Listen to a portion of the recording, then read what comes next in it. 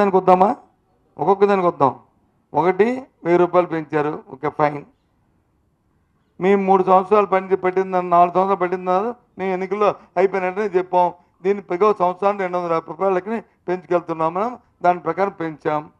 మీరు చెత్త పన్ను వచ్చి తీసారా? చెత్త పన్ను తీసారు, చెత్త వచ్చి వీధిలంటే ఉంచారు. వీధిలంటే చెత్త ఎక్కడ ఉంది? ఇప్పుడు ఎంత ఉంది? లక్షల టన్నులు ఉంది. ఎందుకుంది?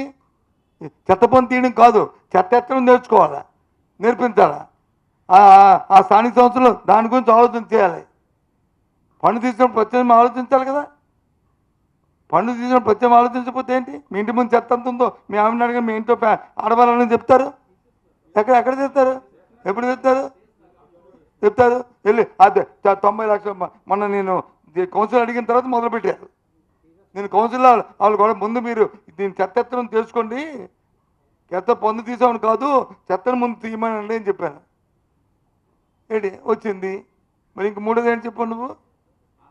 అన్న క్యాంటీన్లకి అన్న క్యాంటీన్కి 1000 కోట్ల రూపాయలా? అన్న క్యాంటీన్లు వచ్చి అన్న క్యాంటీన్ లాంటివి 100 చేసింది జగన్మోహన్ రెడ్డి ప్రభుత్వం. ఇవాళ మొత్తం ఏ స్కూల్కి వెళ్ళినా నాడుగుని పెట్టి ఏ పిల్లలు చూసుకున్నా ఈ రాష్ట్రంలో వచ్చి ఆరోగ్యం కోసం ప్రతి జిల్లాని ఒక ఎసెట్ క్రియేట్ చేసి పేదవాళ్ళకు విద్యార్థులు పేదవాళ్ళు ఉండరా చూడండి. మరి ఏబిఎన్ నెలకొందంటే గో ఎప్పుడైనా మనిషికి వచ్చి వారి తాలూకా కొనుగోలు పనిషి రాజశేఖర గారు చెప్పేవారు, చెయ్యి పట్టేవాడిగా ఉండకూడదు, చెయ్యి పెట్టేవాడిగా ఉండాలి.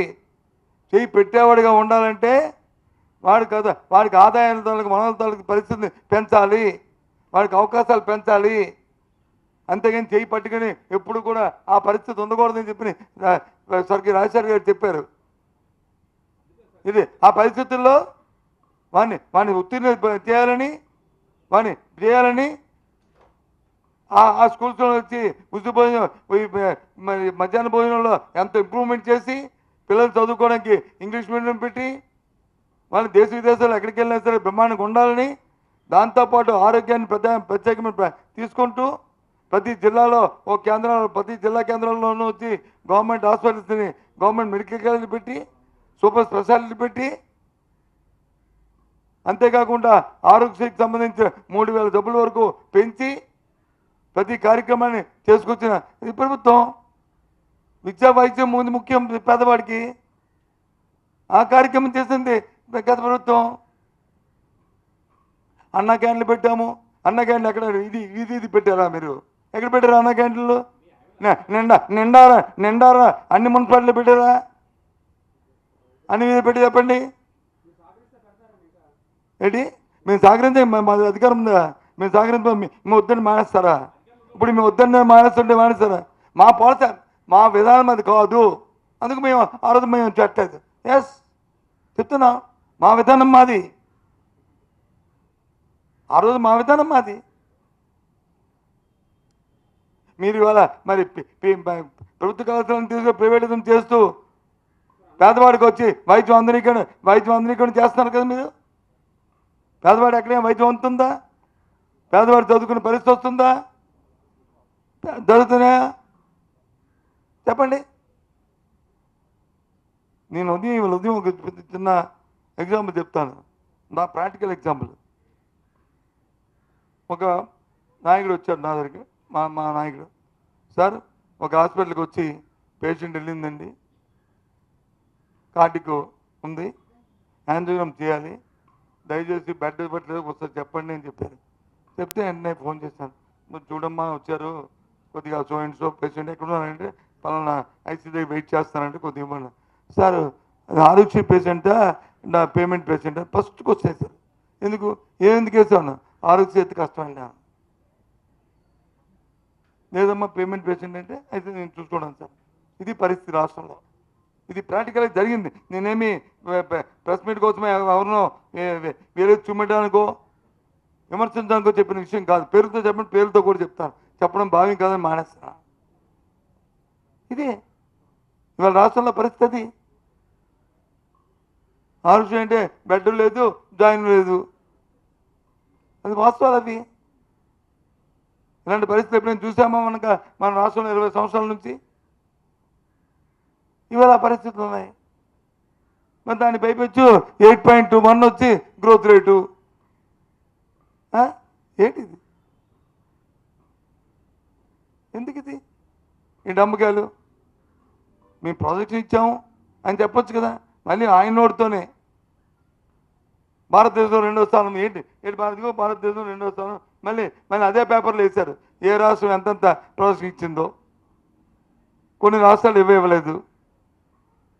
మరి ఇవ్వకపోతే భారతదేశం 2వ స్థానం ఎలాగ వస్తుంది? ఒకవేళ రాష్ట్రాలు ఎందుకంటే ఎక్కువ వస్తాయని ఇస్తే వాళ్ళ మీదకి వచ్చిరా? అప్పుడు ఎలా వస్తాయండి?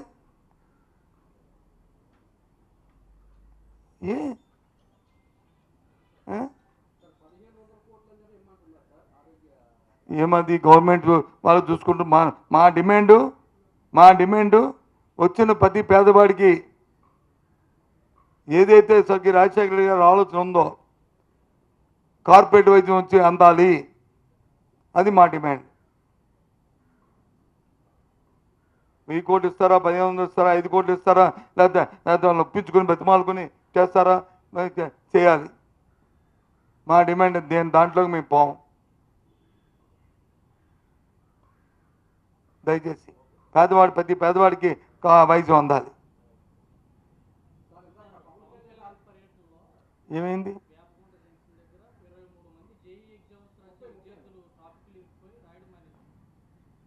ఎందుకు?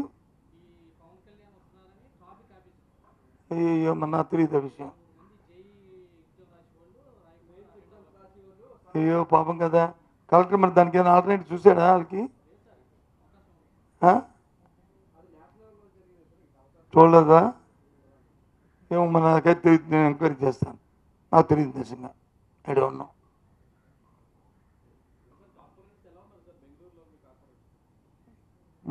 భీమిలో లగమనాథ్ నీకు తెలుస్తుంది కదా. ఆ లగమనాథ్ చెప్తే బెంగళూరు లగమనాథ్ చెప్తాను నేను. భీమిల్లో మీ ఫ్రెండ్స్ లగమనాథ్ చెప్తే నేను బెంగళూరు నేను చెప్తాను. ఏంటి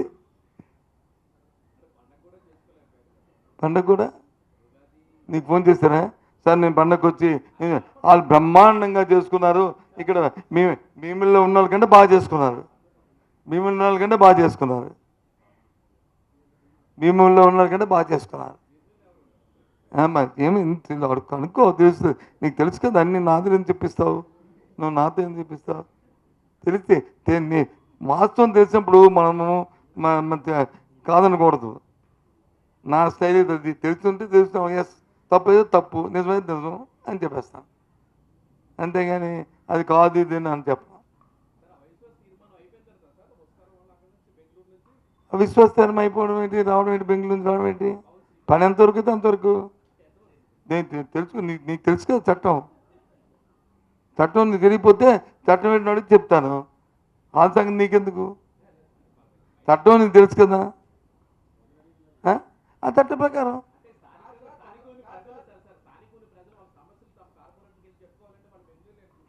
అంతే. 4 సంవత్సరాలు చెప్పారు. ఒక దుష్టశక్తులు దుర్మార్గ ఆలోచనలు ఉన్న వాళ్ళు ఉన్నప్పుడు కొంత దృష్టికి దూరంగా ఉండడం అనేది ఒక సామెత ఉంది కదా. మన సామెత దృష్టికి దూరంగా, అందుకు దూరంగా ఉన్నారు అంతే. అంతకంటే ఏం లేదు. అదొకటే సామెత. మన పెద్దలు చెప్తారు కదా దృష్టికి దూరంగా ఉన్నారు. అందుకనే దూరంగా ఉన్నారు. అంతకంటే ఇంకేం లేదు.